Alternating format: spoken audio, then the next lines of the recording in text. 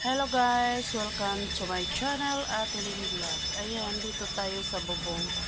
Dalawin natin ang ating bagong tanim. Meron tayong bagong tanim ngayon dahil tag-ulan na. Try natin kung mag-work yung aking bagong tanim. Kasi dati, nagtatanim na ako nito. Kaya lang, namunga siya. Kaya lang inabot siya ng tag-araw. Ang nangyari, yung mga bunga niya, hindi malalaki na siya pero hindi maganda ang resulta sa bunga kasi sobrang init na, nangatuyo na. Kaya ngayon start pa lang ng tag-ulan, try natin kung mag-work yung tanim natin na pipino. Ayan, tingnan natin yung ating para naman akong lasing, nahihilo ako. Ititry muna natin yung ating malunggay kasi patuyo na. Tuyo na. Kailangan na siyang triman para magsanga ulit. Ayan, laglag. Ayan, sa sanga yan, ito pinuputulan ko. Meron na siyang bagong sibol, oh. Ayan, tanggalin na din siya dito para sumibol. Ayan. Kasi hindi na yan siya magdahon ng matino. Yung una kong pinutol, ayan, may sibol na. So, ganyan ang malunggay. Kailangan lagi siyang itrim para panibagong sibol, panibagong dahon. Sira yung ating tanglad. Natuyo. So, meron tayong mga tanim dito, guys. Ito, pipino.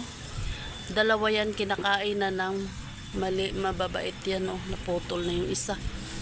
Tsaka ito, hindi ko alam kung anong klaseng sili yan. Yun. Ang ating medyo hindi maganda ang tanglad, nasisira.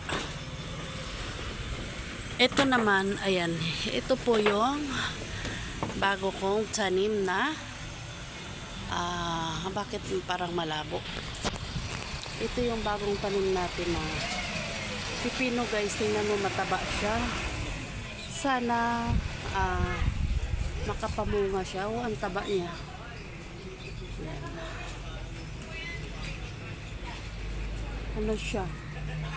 4 na puno. Kasi wala ko ibang mataniman, isang balde lang. Pero marami siyang lupa. Pero kailangan siyang bungkalin kay matitigas yung lupa.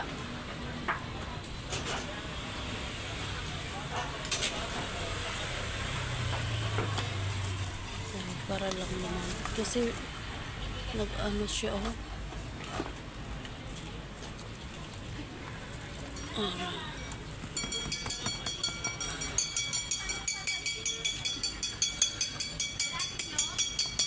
Wala ng tubig.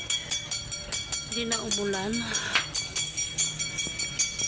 Tumataba siyang kailangan siya anuhin natin yung kanyang lupa para lumambot. Ganun talaga yan. Pero may tinanim din ako ditong kamatis, hindi tumubo. Ito lang tumutubo siya. Kamatis hindi. So, nagsiksikan sila sa isang timba. Sana hiwalayin ko na lang sila pag umapang pa ganun. Tapos ito sa kabila, ganyan. Dito yung isa. Paghiwalayin ko na lang yung gapang nila para hindi sila makagalaw pa rin. Diba? Ayan siya. Maganda siyang tingnan kasi mataba siya. Ayan. Yan po yung matabang puno. So at tingnan ko yung meron tayong ginagawang markot. Nagmamarkot ako ng kalamansi, guys. After sa pakitinalim dito, guys, nabubuhay siya. Sinisingit ko lang siya sa tanglad kasi bagong tanim pa naman to. So sana lumaki siya.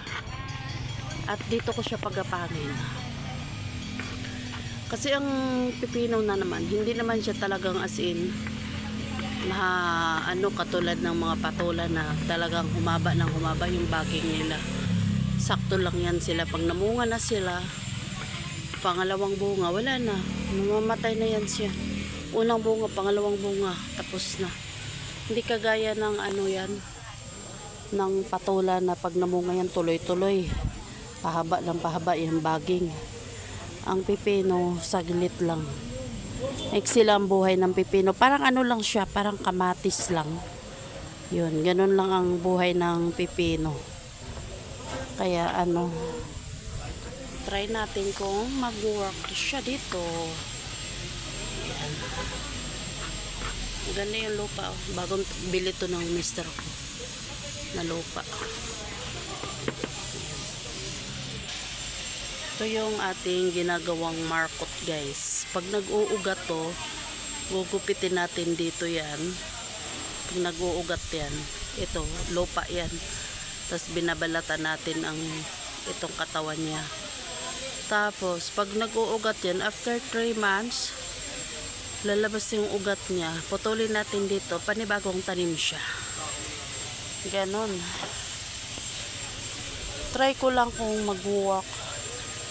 Kasi ito gulang na to, mga ilang years na rin to. So yun lang po ang ating vlog ngayon. Maraming salamat. God bless to all. Bye bye.